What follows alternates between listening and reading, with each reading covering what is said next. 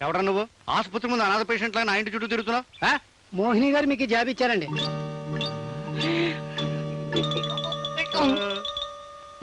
బాబు గారు అంటే మీరేనండి? బాబు గారు అంటే మామూలు బాబు గారు కాదు, అయ్యి బాబోయ్ గారు. రేది పచ్చి ప్రేమలాకి నా సందేహం లేదు. ప్రియ అమ్మగారు ఎక్కడున్నారా? బంగళాకి ఆ పక్కన ఉన్నారండి. అయితే ధైర్యంగా చదువుకోవచ్చు. ప్రియమైన బాబు గారికి అప్పుడు ఈ బాబు నేనేంటారా? కొంచెం ముందుకెళ్ళండి. మీరు ప్రతిరోజు ఉదయాన్నే పరిగెడుతూ ఉంటే నా గుండెల్లో పూలరథం పరిగెడుతున్నట్టుగా ఉంది. మీ అందం, మీ ఆరోగ్యం, మీ ఛాతి మరేం డౌట్ లేదండి. ఆ మోహిని మిమ్మల్ని లవ్ ఆడిందండి.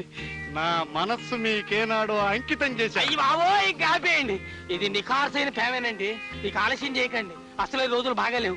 1942, 43, 44 లో అమ్మాయిలు బాబు వాళ్ళందరూ ఇప్పుడు అమ్మమ్మలు అయిపోయి ఉంటారు. ముందు ఈ పిల్ల సంగతి చూడండి, లేకపోతే ఈమెకి 55 వచ్చేస్తాయి. ఈ విషయం అమ్మగారికి తెలియకుండా కాపాడే బాధ్యత నీది. తెలిసిందంటే నేను చంపేస్తాను. ఈ శుభ సందర్భంలో నోటితో చెప్పు. అదవా అర్థమైంది.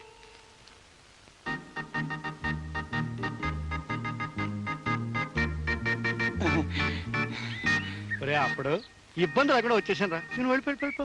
అలా వెళ్ళిపోవడానికి రూల్స్ ఒప్పుకోవండి. మీతో పాటే నేను భోజనం చేసేటప్పుడు పక్కనుండు, 2 ముద్దలాడతాను తిను. బాత్రూమ్కి వెళ్ళేటప్పుడు నాతో రా, 2 చెంబులు ఇస్తాను పోసుకో. బీడీ కాల్చేటప్పుడు నా పక్కన కూర్చో, బీడీ ఇస్తాను కాల్చుకో. అంతేగాని ఇలాంటప్పుడు అదెట్ట కుదురుద్దండి. మా చైర్మన్ గారు శృంగారం చేసుకునేటప్పుడు కౌన్సిలర్లు అందరూ కాపలా ఉండేవారండి. నేను కూడా పక్కనే ఉండేవాడిని. ఆ విషయం తెలిస్తే అప్పుడే ఉద్యోగం తీసేసేవాడిని. ఇప్పుడు తీసేస్తున్నాను. ఇంటికి పోయాదవా.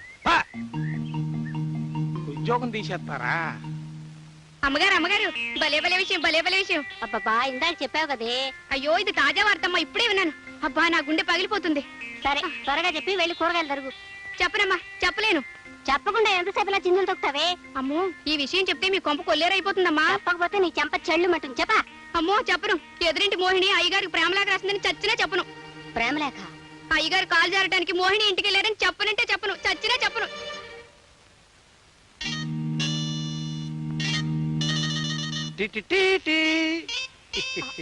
వచ్చారా? అబ్బా నాకు సిగ్గేస్తుందండి. నాకు సిగ్గేస్తుంది. మీ గొంతు ఏమిటి అలా ఉంది? రొమాన్స్ లో దిగేటప్పుడు నా గొంతును రకరకాలుగా మార్చేస్తుంటాను. అది నా టెక్నిక్. డీటెయిల్స్ అడగ. చదిలేండి, ముందు చేతిండి.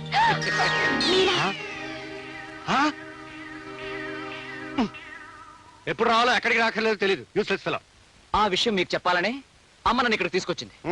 ఏమే రంగనాచి, నీకంటే పెద్ద గౌరవం కూడా లేకుండా ప్రేమ వ్యవహారం నడిపితే ఆయనకు ఉత్తరాలు రాస్తావా? నోర్ముయ్, నేను ఉత్తరం రాసింది ఈ ముసలోడు కాదు, మీ అబ్బాయికి.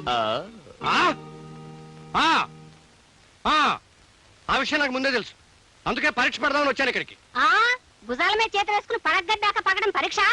అది పరీక్షలో ఫస్ట్ పార్ట్. సెకండ్ పార్ట్ జరగకుండా నువ్వు వచ్చేసావు, అది నీ తప్పు. సర్లే పదండి. ఏనో వాగు. ఇదిగో ఎప్పుడు కొడుకులకు ఉత్తరాలు రాయకు, రాసిన తండ్రులకి అందనేవకు, అందిన కాపురాలు చెడగొట్టకు. అసలు నా సంగతి ఏమనుకుంటున్నావు? నేను నిప్పులాంటి మనిషిని,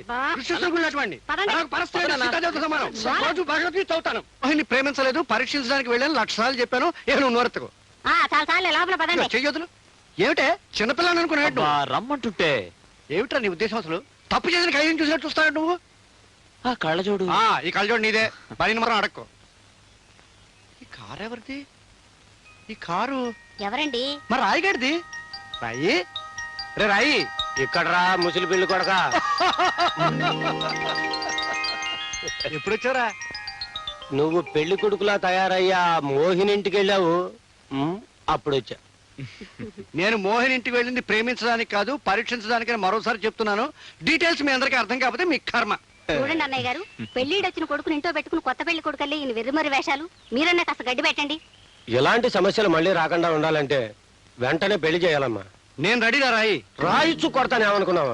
నేను మాట్లాడేది నీ కొడుకు పెళ్లి విషయం. నేను మాట్లాడేది నా కొడుకు గురించి. అనవసరంగా రాయి వేస్ట్ చేయకు.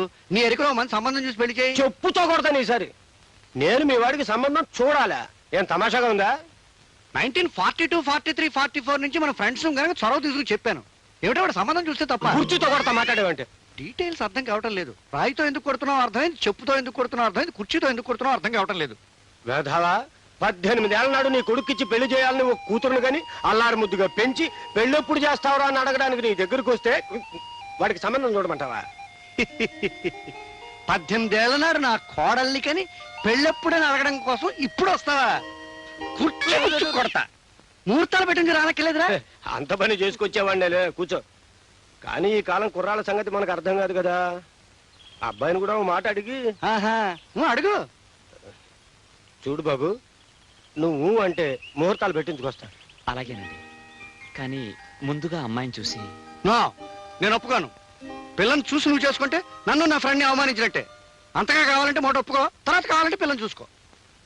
ఒక్కసారి కూడా చూడకుండా ఎలానన్నా ఒప్పుకునేది? నువ్వు పిల్లని చూస్తావా? లేచి నిలబడరా, నిలబడ. ఈ రాయిగా నెగదిగా చూడు, మరోసారి చూడు. నీకు నచ్చాడా? వీళ్ళలాగే ఉంటుంది పిల్ల, నువ్వు కూర్చో. దీంతో కొడతా. నాలాగా ఉంటుందా? మా అమ్మాయి అందంగా ఉంటుంది బాబు. ఏడిచా, నువ్వు కూర్చో. అన్నపూర్ణ, సిద్ధాంతి కవర్ పంపించు. వారం రోజుల్లోగా పెళ్లి. నీ ఏర్పాట్లు నువ్వు చేసుకో. వచ్చిన పని అయిపోయిందా? ఇంకలే అదరా.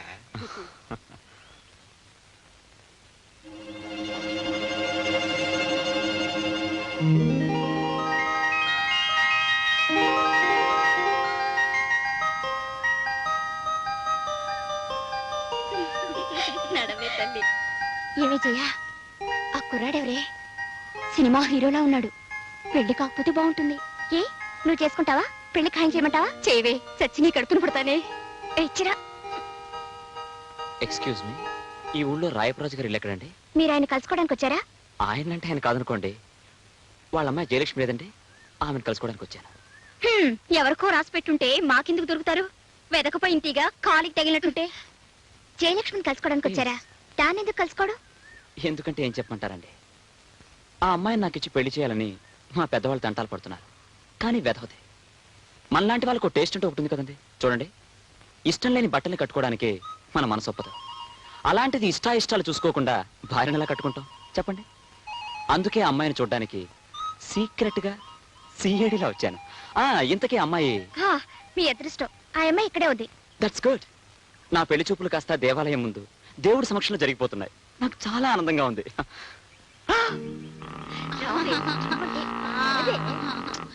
అబ్బా రావే, సిగ్గుపడిపోతుంది. పెళ్లి కొడుకు చూడవే. ఏమండి, ఎవరండి ఆ చిట్టు తల్లి? ఈవిడే రాయప్రాజు గారి కూతురు జయలక్ష్మి. ఏమిటండి అలా కొయ్యబారిపోయారు? ఏం లేదండి, ఏం లేదు. కాబోయే భార్యాభర్తలు ఏవేవో మాట్లాడుకుంటారు, మధ్యలో మనం ఎందుకే? పదండి వెళదాం.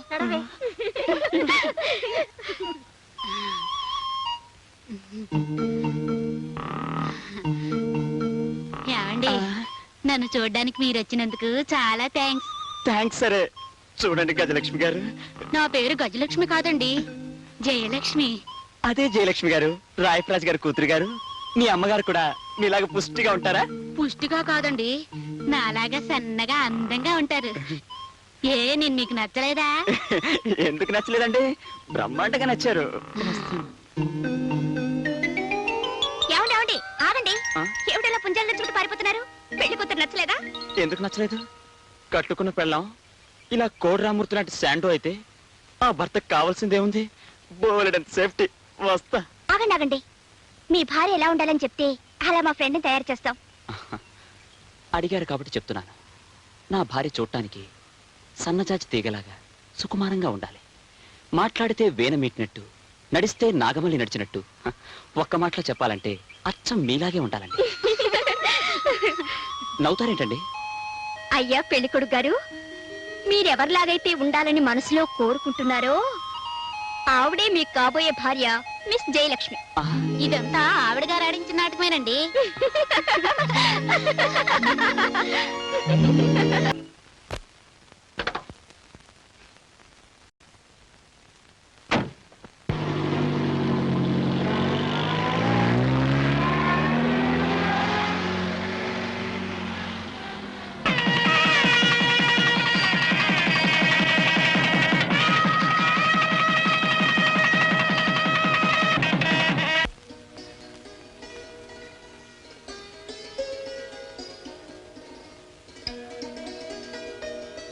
ఏమ్మా అలంకరణ పూర్తయిందా? మీరంతా ఒకసారి బయటకు వెళ్ళండి. అలాగే పదండి వెళ్దాం. రామ్మా, రా తల్లి, కూర్చోమ్మా.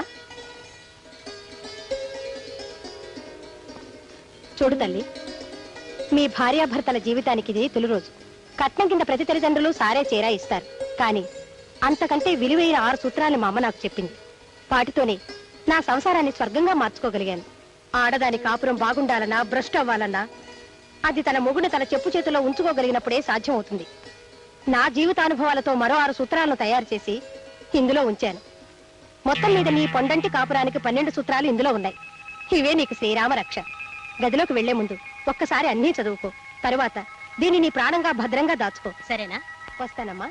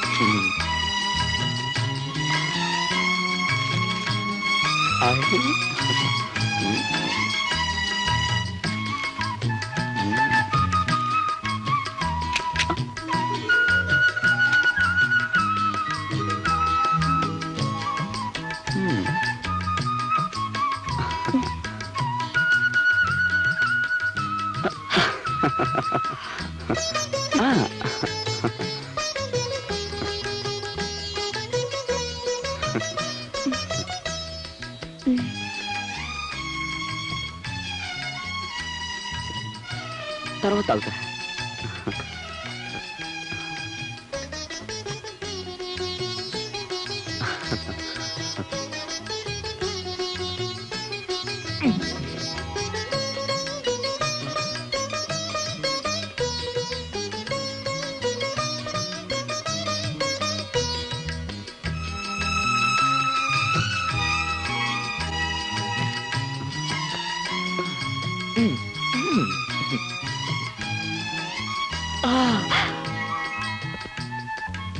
శోభనం గదిలో భర్త సిగ్గుపడకుండా చనువుగా చొరవగా ఉన్నాడంటే అతనికి తప్పకుండా అంతకు ముందు చాలా మంది అమ్మాయిలతో పరిచయం ఉందన్నమాట.